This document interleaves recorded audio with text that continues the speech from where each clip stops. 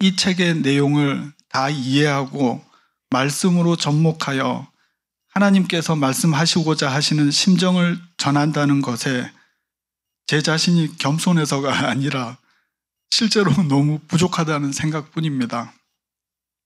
저의 실수나 부족함에 먼저 용서를 구합니다.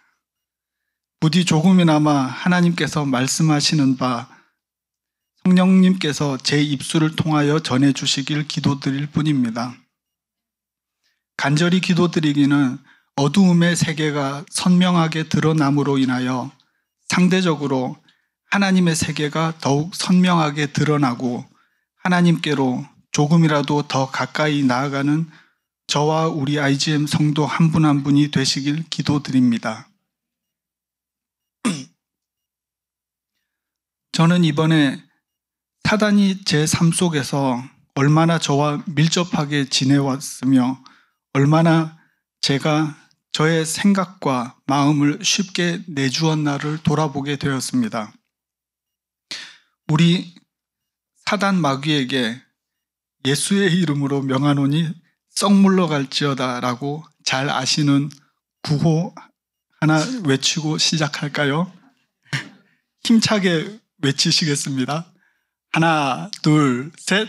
예수의 이름으로 명하노니 썩 물러갈지어다. 아멘. 먼저 오늘의 본문 말씀입니다. 많이 들어보신 구절이라고 생각이 됩니다. 아주 짧은 구절이니 들으시고 암기하시면 좋겠습니다. 베드로전서 5장 8절입니다. 읽어주세요. 근신하라, 깨어라. 너희 대적 마귀가 우는 사자같이 두루 다니며 삼킬 자를 찾나니. 아멘. 다시 한번 우리 다 같이 읽겠습니다. 시작. 근신하라, 깨어라. 너희 대적 마귀가 우는 사자같이 두루 다니며 삼킬 자를 찾나니. 아멘. 저는 처음 몇 가지 궁금증이 생겼습니다. 여기서 우는 사자같이 두루 다니며 삼킬 자를 찾는다고 합니다. 상대는 너희 대적이라고 했으니까 우리일 텐데 삼키고 잡아먹으려면 어떻게 한다는 말인가 하고 생각하였습니다. 또 두루 다닌다고 합니다. 욥기에서 사단이 하나님 앞에 서서 두루 다니다가 왔습니다 라는 문구를 볼 수가 있습니다. 욥기 1장 7절에 여호와께서 사탄에게 이르시되 내가 어디서 왔느냐? 사탄이 여호와께 대답하여 이르되 땅을 두루 돌아 여기저기 다녀왔나이다 라고 대답합니다. 그리고 근신하라, 깨어라 고 합니다. 한글은 한글이지만 한자로 되어 있는 성경 단어들이 많이 있습니다. 그래서 근신이 무엇인지 좀 알아보겠습니다. 또 깨어라 해서 깬다는 말이 무엇을 뜻하는지도 알아보길 원합니다. 저는 어렸을 때부터 배가 자주 아프고 허약하고 예민하고 두려움과 걱정, 근심, 부정적인 생각과 내성적이며 말을 하지 않는 성향이 있었습니다. 여기서 말을 하지 않는다는 정도는 중학생 때 하루 종일 제가 학교에 가서 단 한마디조차 하지 않고 집으로 돌아온 적이 꽤 많았습니다. 아마도 지금 생각해 보면 사단이 너무나 좋아했던 보금자리였던 것 같습니다. 겁도 많았으면서도 귀신 영화는 꼭꼭 다 챙겨 보았습니다.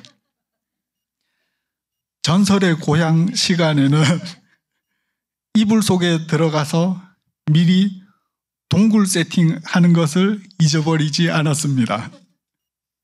기억에 남는 것은 내 다리는 장면에서는 방 밖으로 도망을 갔다가도 문틈 사이로 한쪽 눈으로 끝까지 시청을 하였습니다.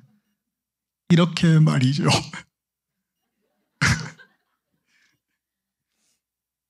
또 드라큘라, 강시, 좀비 가리지 않고 아주 재미있게 본 기억이 있습니다. 지금 돌아보면 제가 자리를 내어주는 만큼 사단이 들어온다는 것을 알게 되었습니다. 사실 지금도 넷플릭스에 킹덤 3편을 기다리고 있습니다. 한 번은 홍콩 할매 귀신이라고 아시는 분들은 아실 텐데요. 저는 어렸을 때 홍콩 할매 귀신이 제가 살던 부산으로 점점 가까이 오고 있다는 괴담을 듣고 충격을 받고 겁에 질려 며칠을 잠 못 이루고 두려워했던 기억이 있습니다. 그 당시 유난히도 어린이 유괴 사건이나 인신매매 사건이 뉴스에서 빈번히 보도되었습니다. 지금 생각해 보면 귀신이 저를 잡아간다는 생각이 우습기도 합니다. 하지만 어린이를 대상으로 한 귀신 이야기가 정서적, 심리적으로 많은 영향을 준다는 생각이 들었습니다. 왜냐하면 그 뒤로 몇 년 동안 어두운 골목이나 아무도 없는 공간에 저 혼자만 있을 때 뒤를 계속해서 돌아본다든지 혼자 있을 수 없어서 사람들이 모여 있는 곳으로 빨리 제 자신을 옮겨야 했기 때문입니다. 중학생이 되어서야 그런 겁쟁이가 되어버린 제 자신이 너무 싫어서 저 혼자 극기 훈련을 해서 두려움을 극복한 기억이 있습니다. 하루는 제가 제일 무서워하던 해운대 국민학교 테두리 골목길을 따라 밤에 혼자 걷기를 하였습니다. 밤만 되면 일명 우범지대가 되고 인적이 드문 곳이었습니다. 규칙은 아무리 무서워도 절대로 뛰지 않는다는 것이었습니다. 몇 번 뛰었습니다. 골목길 곳곳에서는 가로등에 불이 나가서 어두컴컴했습니다. 골목길이 거의 끝나갈 즈음에 음식점 하나가 망해서 흉가처럼 을씨년스럽게 서서 녹슨 철문을 반쯤 열어놓고 저를 기다리고 있었습니다. 그곳을 지나가면 그날의 극기 훈련을 완성하는 것입니다. 한 3번 정도를 하고 나니까 좀 익숙해지면서 두려움이 줄어드는 것을 경험했습니다. 제가 이렇듯 완강하게 저항을 하니까 사단이 같은 것으로 괴롭히는 것을 덜 했던 것 같습니다. 그 뒤로는 저번 주에 목사님께서 말씀해 주신 사단은 현재를 충실하고 즐겁게 살아가지 못하게 하면서 미래나 과거에 얽매이게 해서 괴로운 삶을 살게 한다고 하신 것처럼 혼자 있을 때 두려워서 현재를 제대로 살지 못하는 것은 확연히 줄었던 것 같습니다. 하지만 완전히 이 두려움이 없어진 것은 하나님을 믿고 나서부터였습니다. 왜냐하면 만약에 실제로 귀신이 제 앞에 나타난다고 하면 귀신들을 쫓으셨던 예수님은 더욱 실제가 될 것이기 때문입니다. 이럴 때는 아멘을 더욱 세게 해주시기 바랍니다. 그래서 저는 더욱 담대하게 나올 테면 나와봐 라고 하였습니다. 한 번씩 아무도 없는 예배당에서 기도할 때 음산한 기운이 있어도 이제는 계속 기도할 수 있게 되었습니다. 바로 제 속에 어두움의 자리를 하나님의 자리로 점점 내어드리기 때문입니다. 지피지기 백전불태라는 말이 있습니다. 저도 백전백승인 줄 알았는데 이번에 찾아보니 손자병법에서 나오는 고사성어인데 잘못 와전되었다고 합니다. 백전불태가 맞다고 합니다. 뜻은 적을 알고 나를 알면 100번 싸워도 위태롭지 않다라고 하였습니다. 그렇다면 이제부터 우리들의 마음속에 내어준 거짓 사단의 자리를 도로 되찾고 진리의 하나님께서 좌정하시도록 C.S. 루이스가 말하는 사단의 정책과 전략 그리고 우리의 대응까지 한번 알아보도록 하겠습니다. 죄송합니다. 잠시만 물 좀 마시겠습니다.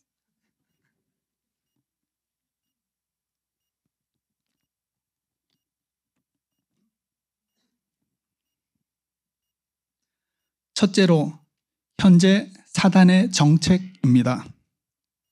사단은 자신을 드러내지 않는 것이 현재 사단의 정책이라고 합니다.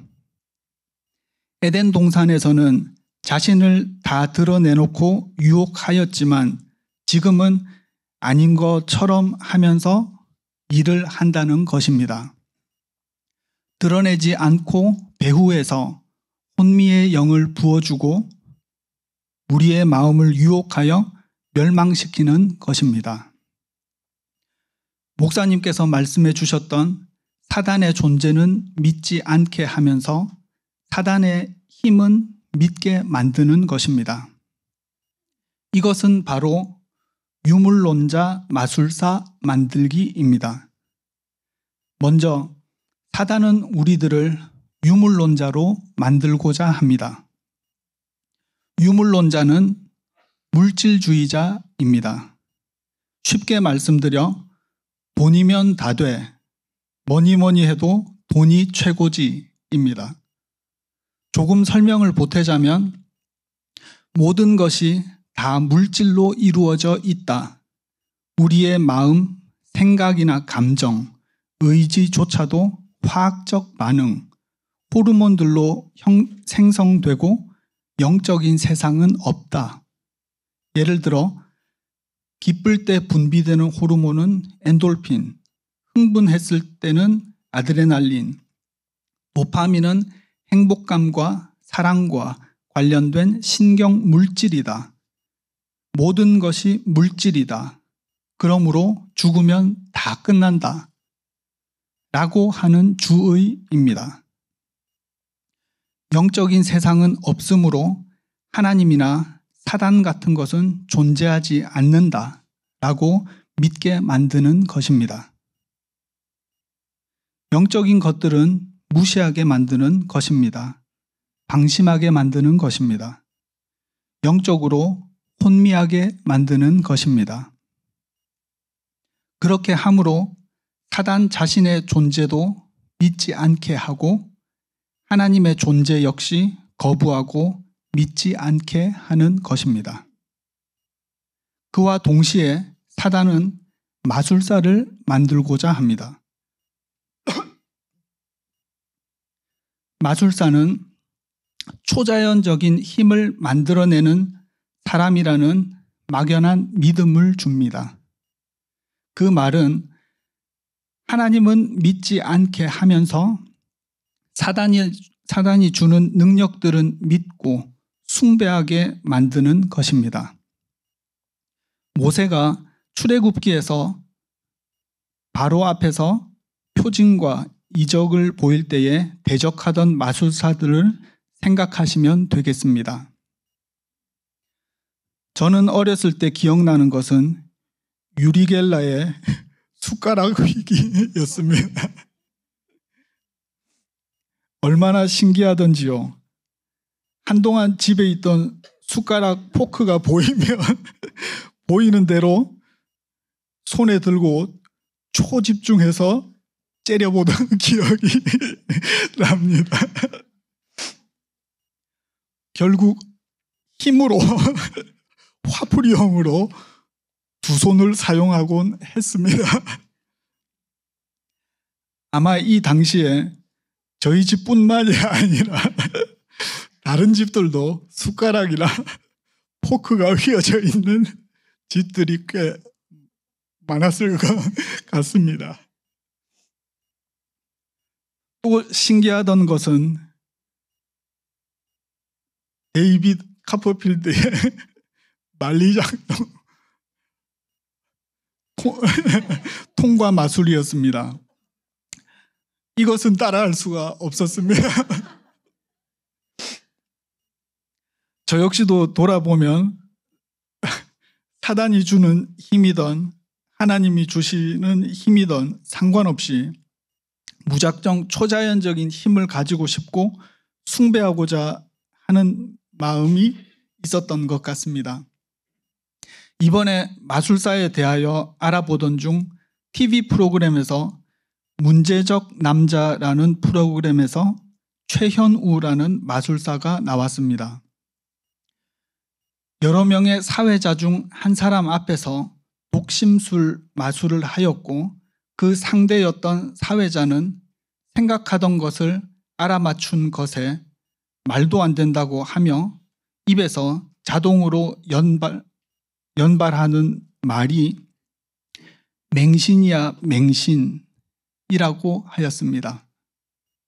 그리고 또 하나 특기할 만한 것은 주변 동료 사회자들에게 이건 마법이야, 트릭이 아니야 라고 속은 자신이 더 그 결과를 믿고 싶어 하고 홍보하는 경향을 보였다는 것입니다. 여기서 문제는 유물론과 마술이 합쳐졌을 때 결과적으로 하나님은 잘 모르겠고 나는 초자연적인 힘이 더 매력적으로 느껴지고 숭배하고 싶어로 나타난다는 것입니다. 이렇듯 사단은 자신을 드러내지 않고 자신을 숭배하도록 만드는 교묘한 마술사와도 같습니다. 이것이 사단의 규칙이자 원칙과 같은 것입니다. 마술은 일종의 우리가 잘 알고 있는 수많은 과학 원리를 사용한 속임수입니다. 마술사 이은결이라는 사람은 일루셔니스트는 거짓말을 통해서 가능하다는 걸 보여주는 사람들입니다. 라고 말합니다. 마술의 한자 풀이는 마귀마의 제주술이라고 합니다. 사전적 정의로는 상식적인 판단으로는 불가능하다고 생각되는 기묘한 현상을 엮어내는 솜씨 또는 기능을 총칭한다고 합니다.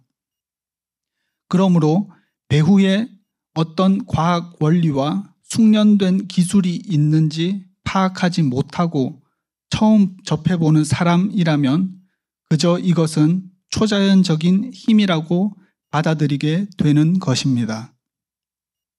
바로 과학과 마술의 합체, 유물론자 마술사들입니다. 이것이 사단의 문화 사역이라고도 할 수 있고 현재 진행되고 있는 사단의 정책이 되겠습니다. 개인적으로 이 사단의 정책의 관점으로 세상을 돌아보았습니다. 현재 과학을 위시한 AI, 최첨단 로봇, 온갖 화려한 물질들 속에서 초자연적인 힘을 얻고자 동분서주하는 사람들이 이 시대에 가장 잘 살아가고 있는 사람들이라고 롤 모델들이라고 하는 시대라는 것을 더욱 보게 된 것 같습니다. 인류 문명의 발전 자체가 나쁜 것은 아니지만 그 문명 속에서 사단이 역사하여 맹신하는 인류 중 한 명이 되면 안 되겠다고 생각하게 되었습니다. 깨어 분별하는 저와 우리 IGM 성도 한 분이 되시길 기도드립니다. 둘째로, 사단이 우리들을 어떻게 맹신으로 이끌고 가는지에 따르는 전략입니다. 사단은 별명이 참 많습니다. 이 별명들만 들어보아도 사단이 하는 일들을 어느 정도 가늠해 볼 수가 있는 것 같습니다. 원어로는 디아볼로스라고 하는데 회방자, 이간자, 중상자, 비방자, 유혹자, 참소자라는 뜻이 있습니다. 먼저 맹신의 정의를 언급하기 원합니다. 근거를 확인하지 않고 특정한 생각, 관념, 사상들을 맹목적으로 믿는 것을 뜻합니다. 주로 자기가 좋아하는 행동만을 지속하거나 특정 소재, 취향, 장소, 특정 인물의 언행, 구체화되지 않은 같은 생각과 행동만 지속적으로 따르는 것과 연관성이 있습니다. 자기 판단에 대한 자기 객관화나 반대적 논증 점검 없이 과신이 심해지면 자신의 행동을 넘어서서 특정 무언가에 대한 맹신이 되고, 이 경우 선한 의도라고 해도 독선을 저지르기 쉬우며, 어떤 자기 편의적 행동의 경우 집단적 행동을 이루거나 그 안에서도 한 개인만의 자기 합리화를 하기도 합니다. 사단은 인간에게 전략적으로 맹신하도록 유혹합니다. 바로 종교적 파당짓기입니다. 믿는 자들이든 아니든 상관없이 종교적으로 파당을 짓도록 혼미의 영을 부어주는 것입니다. C.S. 루이스가 말하는 파당의 특징은 사람들이 싫어하고 무시하는 일로 뭉친 소집단은 내적으로는 서로 찬사를 주고받는 온실 관계를 발전시키는 반면, 외부 세계에 대해서는 엄청난 교만과 증오를 키워나가게 된다고 말합니다. 이 온실 관계 뒤에는 대의가 버티고 있고, 그 대의로 인하여 분별력을 잃고 이 대의에 반하는 사람들을 증오하는 오류를 범하도록 혼미의 영을 부어준다는 것입니다. 사단이 우리들을 맹신으로 이끌고 가려고 사용하는 전략으로는 파당을 짓도록 부추기는 것입니다. 개인적으로 저에게 맹신이라는 사단의 역사는 사단의 기본 정책 방향에서 벗어나지 않는 전략으로 유물론, 물질주의로 나타났습니다. 저희 집은 1998년도에 삼촌의 형제 초청으로 미국 이민을 오게 되었습니다. 그 전까지 한국에서는 요 전번에도 말씀드렸지만 부유한 경찰 공무원의 가정으로 부족함 없이 살았습니다. 공무원이 어떻게 부유해졌는지는 상상에 맡겨드리겠습니다. 저희 어머니는 집에서도 드레스를 입고 계셨습니다. 그런 어머니가 이민을 오신 후 매달 페이먼트를 해야 하는 사회에서 아버지는 직장을 구하지 못하시고 오래된 중고차 한 대로 저희 가족들을 픽업 드랍해 주시고, 어머니는 한국마켓 반찬부에서 일을 시작하셨습니다. 누나와 저도 한국마켓에서 일을 했는데, 누나는 캐시어를 하고 저는 뒷창고에서 일을 하였습니다. 동생은 고등학생이었습니다. 영어도 못하고 미국 문화도 뭐가 뭔지 잘 모르겠고 매달 집세는 내야 된다고 하니까 낮에도 침침한 전등 아래 창고에서 일을 했습니다. 한 달, 두 달 지나면서 이게 뭔가 하고 저는 생각하게 되었습니다. 몸무게가 빠지고 제 허리는 벨트 끝까지가 모자라 구멍을 2개를 안쪽으로 더 뚫어서 차고 다닐 정도로 말라갔습니다. 그러던 중 하루는 제가 일을 끝마치고 집으로 돌아왔는데 집안 분위기가 이상했었습니다. 얼굴 표정들이 좋지 않고 어머니는 이불 속에 몸을 가린 채로 누워 계셨습니다. 제가 무슨 일이 있냐고 어머니께 여쭤보니까 어머니는 아무 일이 없다고 말씀하셨습니다. 그런데 다들 표정이 이상했습니다. 그래서 가까이 가서 다시 여쭤보니까 어머니가 마켓 주방에서 일하시는데 뜨거운 물을 쏟아서 다리에 화상을 입으셨다는 것입니다. 다리는 붕대로 칭칭 감고 계셨습니다. 저는 속이 너무 상하면서 갑자기 어떤 울화가 치밀어 오르는 것을 느꼈습니다. 저는 그때부터 우리 가족이 이렇게 불행하게 된 이유는 돈이 없기 때문이다 로 결론을 내렸습니다. 바로 물질주의자 하나가 탄생하는 순간이었습니다. 저는 돈에 초자연적인 힘을 부여했습니다. 저의 결론에 배후에 있는 배의는 우리 가족의 행복이었습니다. 파당은 우리 가족이었습니다. 유물론자 마술사를 맹신하는 새신자 하나를 사단이 얻게 된 것입니다. 그때부터 저는 코피가 터지고 피똥을 싸면서도 뜨리잡을 뛰면서 사업 종잣돈을 마련하였습니다. 호떡 장사를 하였는데 맛집으로 소문난 곳이 있어서 한국까지 날아가서 절대 안 가르쳐 준다는 그 사장님에게 호떡 만드는 방법을 가르쳐 달라고 시장 바닥에서 무릎 꿇는 것을 마다하지 않았습니다. 스크루테이프의 편지에서와 같이 사단이 원하는 파당이 주는 특징들이 저에게도 나타났습니다.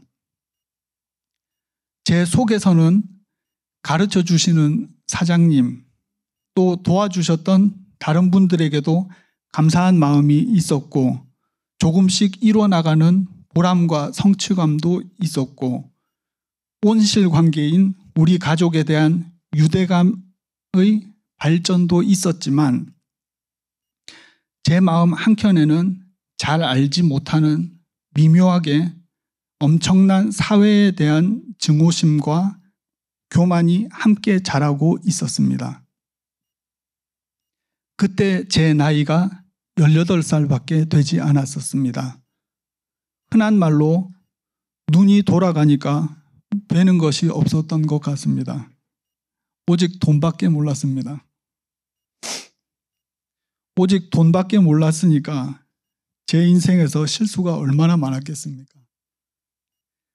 그 중에서 한 번은 이 구두쇠가 제가 치과에서 막 사랑니를 뽑고 나온 제 아내에게 바로 옆에 있던 약국에서 에드빌을 사지 않고 기어이 코스코가 싸다고 고통 중에 있는 제 아내를 놔두고 코스코에 가서 에드빌을 사온 적이 있습니다.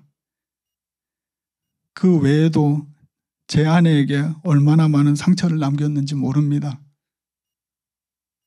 여보, 미안합니다.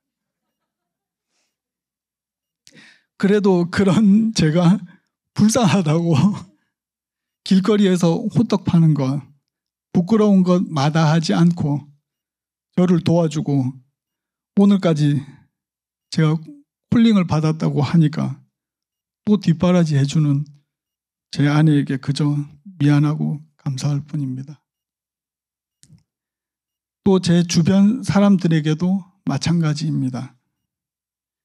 제가 생각 하나, 결론 하나 잘못 내리는 바람에 어떤 잘못된 믿음이 형성되고 그대로 믿고 맹신하는 삶을 살아온 제 자신입니다.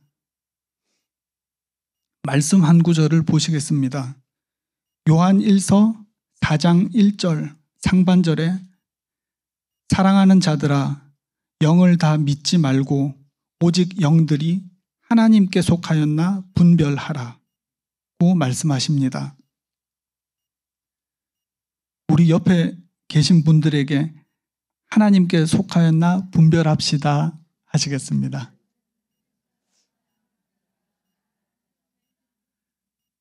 다음으로 타당의 종류들과 예들을 말씀드리겠습니다. 지금 우리가 살아가는 세상은 균형을 잃고 편가르기를 좋아하는 시대를 살아가고 있습니다. 포스트 모더니즘 시대라고 부릅니다. 포스트 모더니즘은 1970년대 이후 수많은 사람들이 희생당한 세계 1차, 2차 대전을 지낸 후 이전 세대의 합리주의와 이성주의에 대한 반발로 인하여 생겨나게 된 포스트는 후기, 모더니즘은 근대주의, 후기 근대주의라고 표현을 할 수가 있습니다. 공산주의나 민주주의 아래 같은 획일화된 사고에 반대하고 다양성, 창의성, 비주류 재조명과 같은 속성을 지닌 사상입니다. 단어들이 너무 어렵죠. 저도 이번에 C.S. 루이스 책을 보는데 너무 어려운 단어에다가요. 거기다 설교 전부까지 하려고 해요. 그러니까 제가 먼저 이해해야 되고 또 적용을 해야 되니까요. 네. 진짜 어려웠던 것 같아요. 이것이 요즘 세상에 깔려있는 제일 큰 틀의 사상이라고 보시면 되겠습니다.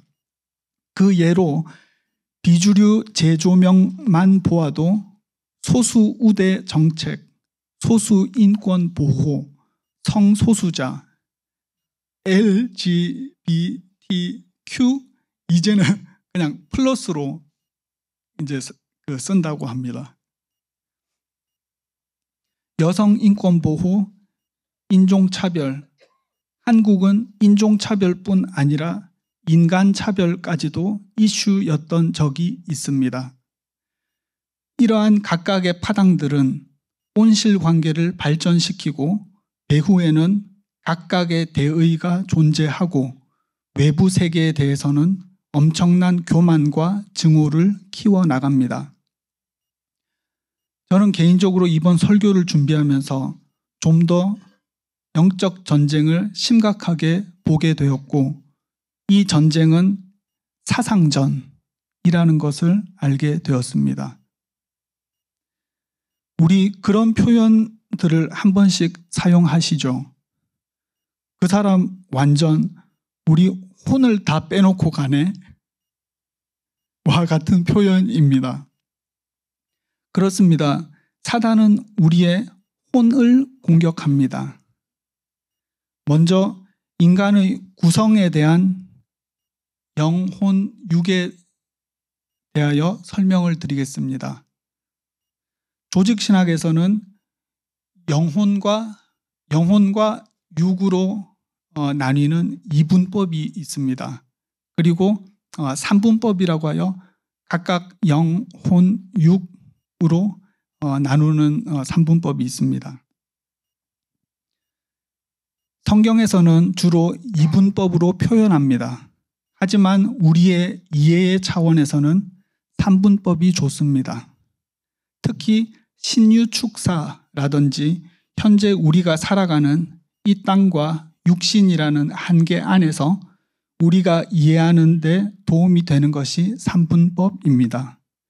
마치 삼위일체가 일체라는 단어가 성경에서는 찾아볼 수 없지만 우리가 이해하는 데에는 가장 가까운 개념으로 정립할 수 있는 것과 마찬가지입니다.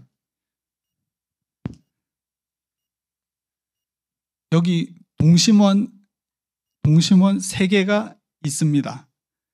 가장 중심에는 0이 있습니다. 그 다음 바깥 원에는 혼이 있습니다. 그 혼은 지, 정, 의로 나뉩니다. mind, emotion, and will로 나뉩니다. 바로 이 혼의 영역에서 사단은 우리를 괴롭히고 멸망의 길로 끊임없이 유혹하는 것입니다. 그리고 제일 바깥 원에는 6이 있습니다.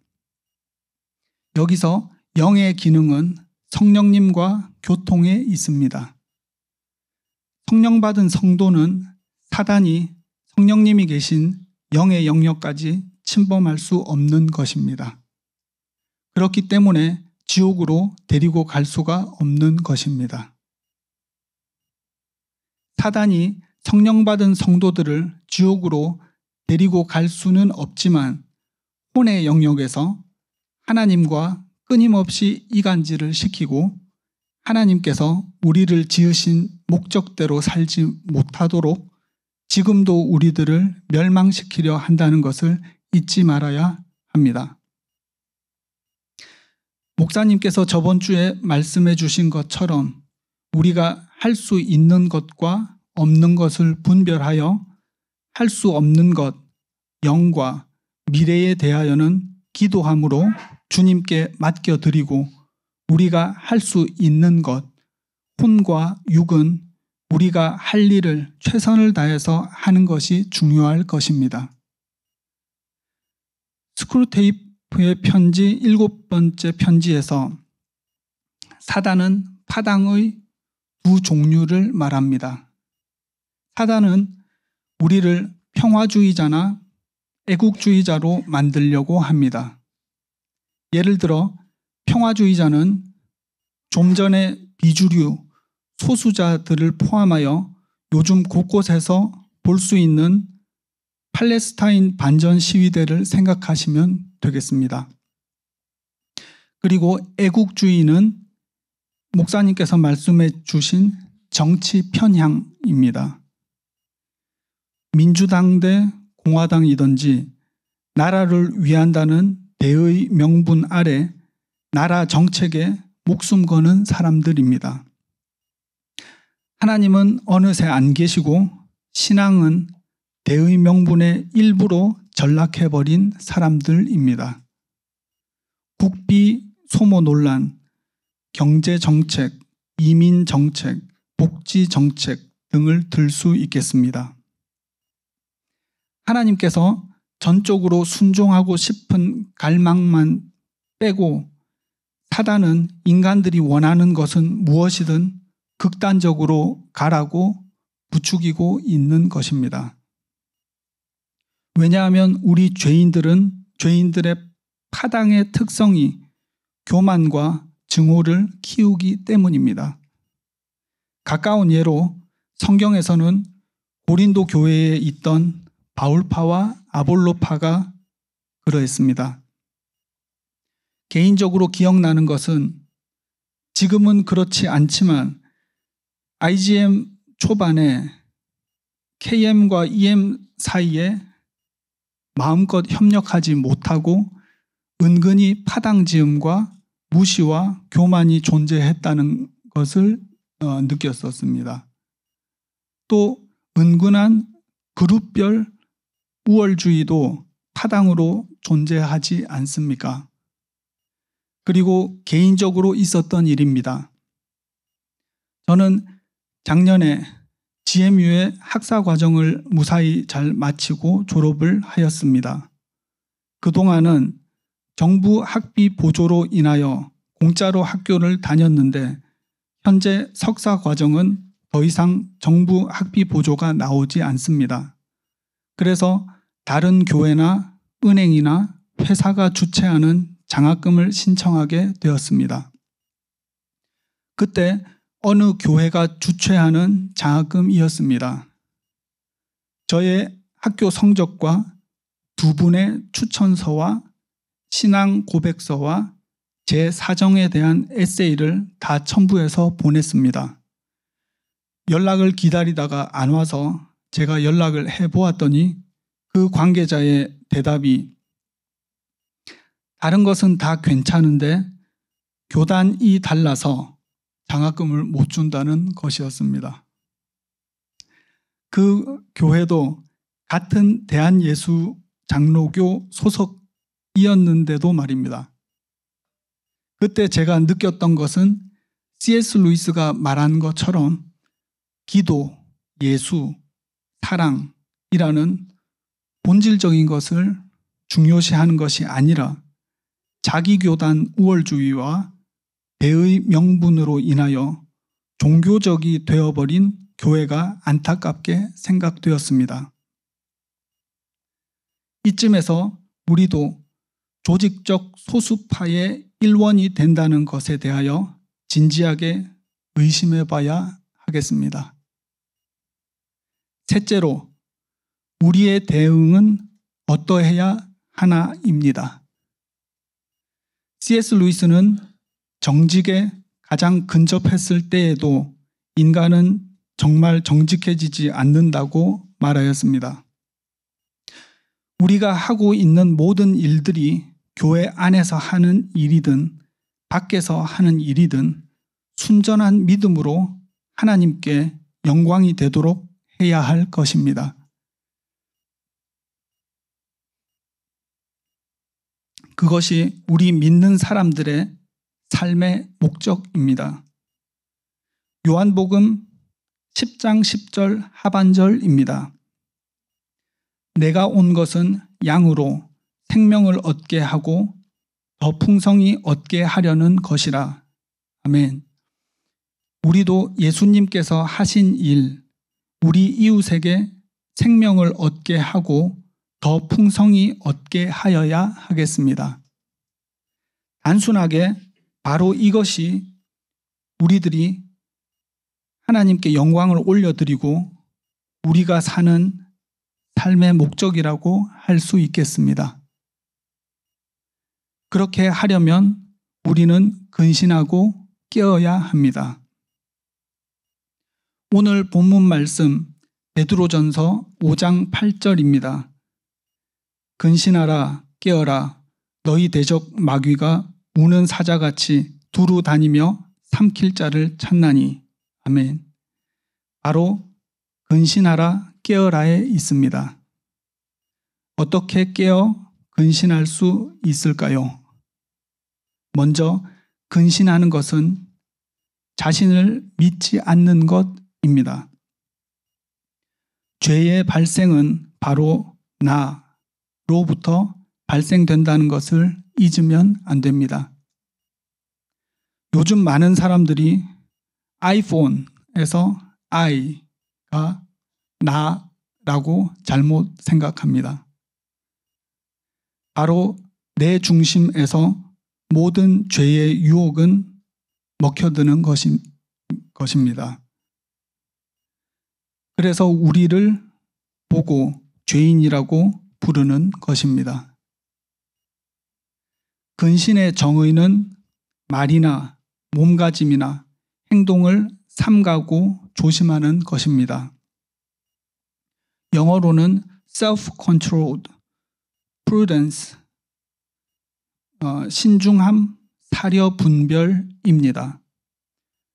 몸과 마음을 삼가서 조심하고 자기를 반성하고 자제하며 말과 행동을 삼가고 주의하는 자세로서 성도가 가져야 할 품성 중 하나입니다. 결론적으로 잘못에 대하여 뉘우치고 몸가짐을 삼간다는 의미가 있습니다. 다음으로 깨어있는 것은 분별력을 가지는 것입니다. Critical thinking, 비판적 사고를 할 수 있어야 합니다. 분별력은 어떻게 가질 수 있을까요? 바로 사랑입니다. selfless love를 하는 것입니다. 첫째로 하나님 말씀을 꾸준히 읽고 묵상함으로 죄의 인식이 있어야 합니다. 둘째로 기도해야 합니다. 골로새서 4장 2절 말씀, 기도를 계속하고 기도에 감사함으로 깨어 있으라고 합니다. 우리는 성령님과 교제가 기도로서 이루어진다는 것을 잊어버리면 안 됩니다. 셋째로 주변에 신실한 사람들과 더 가까이 지내야 하겠습니다. 우리를 객관적으로 봐줄 수 있는 신실한 사람들이 필요합니다. 우리는 죄인들이라서 내 자신에 한 번 빠지면 장님이 되어버립니다.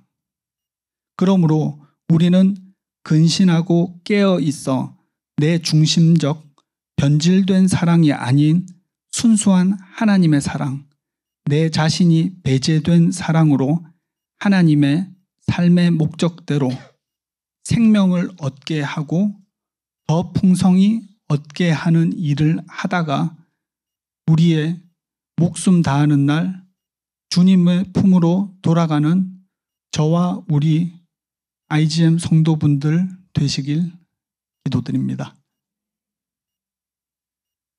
감사합니다. 기도하겠습니다. 사랑이 많으신 나의 아버지, 감사합니다.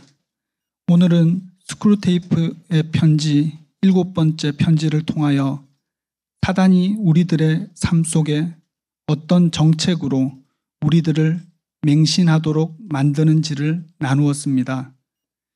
우리들은 사단의 존재를 인식하고 인정하지 않으면서 그냥 세상이 이러니까 이렇게 돌아간다고 생각하며 살았습니다.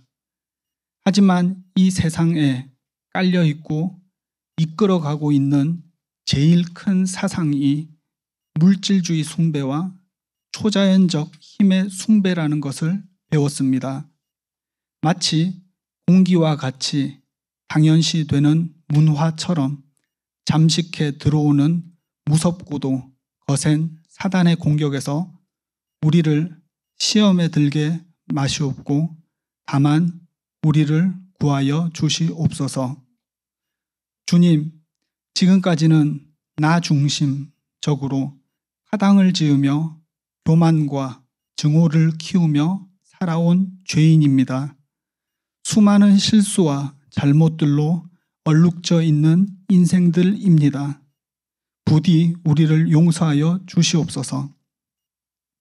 우리가 용서받은 것처럼 세상에 나가서 우리에게 잘못한 사람들을 용서하고 사랑하게 하여 주시옵소서. 이 자리에서 주님을 예배할 수 있는 것도 그저 신기할 뿐이고 그저 주님의 은혜로 이곳까지 왔습니다. 감사드립니다. 주님 홀로 영광 받으시옵소서. 하나님, 오늘도 저희들 하나님께 나아올 때 빈손 들고 나아오지 아니하고 귀한 예물 들고 나왔습니다. 주님께서 흠양하여 주시옵고 드리는 손길을 기억하여 주시옵소서.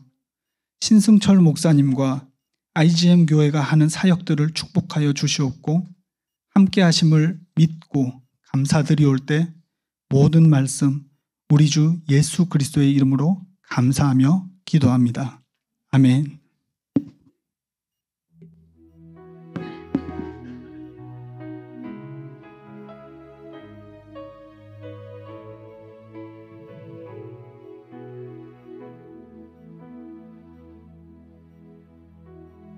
오늘도 우리가 주님 앞에 머물며 예배할 수 있는 이유는 하나님의 인자하심과 긍휼이 있기 때문이라. 주님의 인자가 우리 안에 있어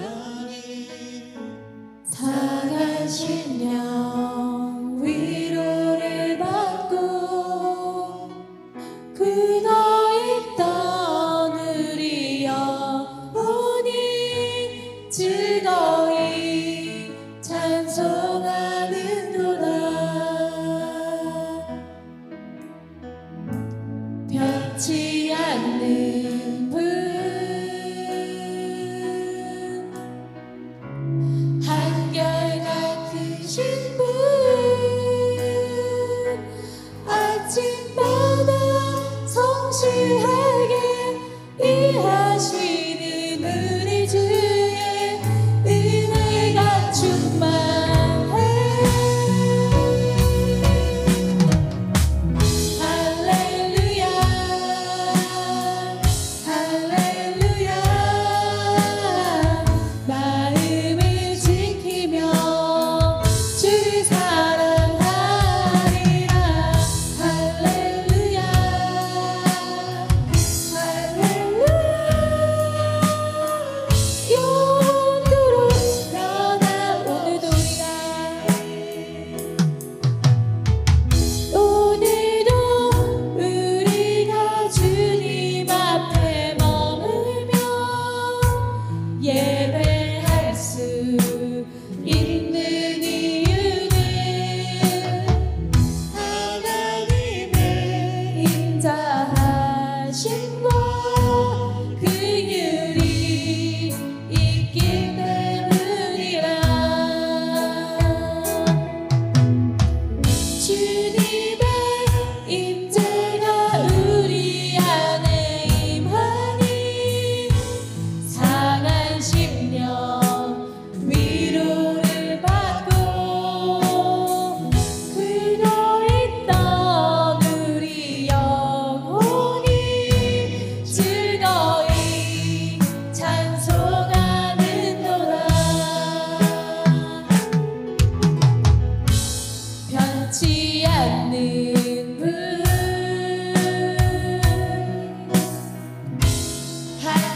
한결같으신 분, 아침마다 성실하게 일하시는 우리 주의 은혜가 충만해. 할렐루야, 할렐루야. 마음을 지키며 주를 사랑하리라. 할렐루야, 할렐루야. 영원토록 할렐루야, 할렐루야, 할렐루야. 마음을 지키며 주를 사랑하리라. 할렐루야, 할렐루야. 영원토록 변함없이 오늘도 우리가 주님 앞에 머물며 예배할 수 있는 이유는 하나님의 인자하심과 긍휼이 있기 때문이라.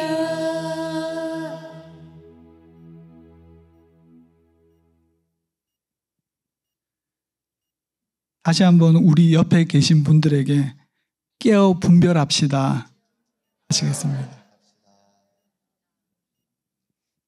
이제부터 영원까지 주님과 함께 하심을 믿음으로 영적 전쟁에서 승리하시는 우리 IGM 성도 한 분 한 분 되시길 기도드립니다. 우리 다 같이 일어나서 하나님께 찬양 올려드리고 예배를 마치도록 하겠습니다.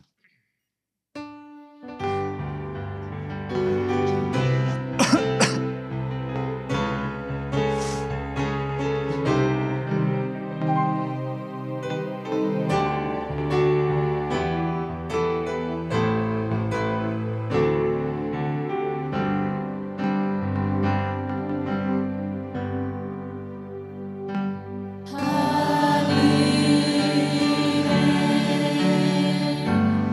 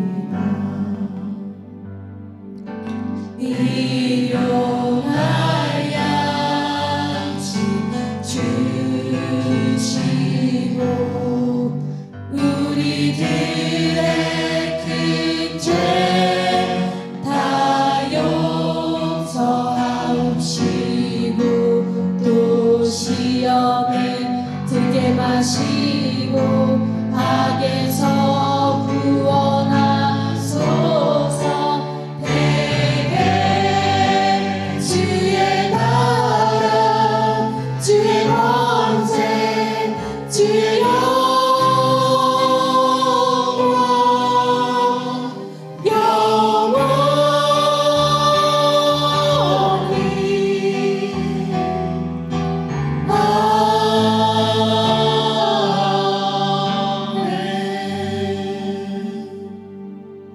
기도하시겠습니다.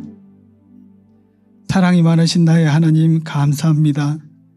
저희 죄인들을 위하여 온전히 모든 것을 바치신 예수님, 감사합니다. 이곳에 계신 주님의 자녀 한 분 한 분 축복하시고 순전한 믿음의 사람들 다 되게 하여 주시옵소서. 그리하여 우리들의 죄가 우리와 주님의 사이를 틈타지 아니하고 성령으로 충만하여 하나님 나라를 확장하는 복된 삶을 살아가도록 도와주시옵소서. 예수 그리스도의 온전히 바쳐지심에 그저 감사드립니다. 주님 홀로 영광 받으시옵소서. 이 모든 말씀 살아계신 우리 구주 예수님의 이름으로 기도합니다. 아멘.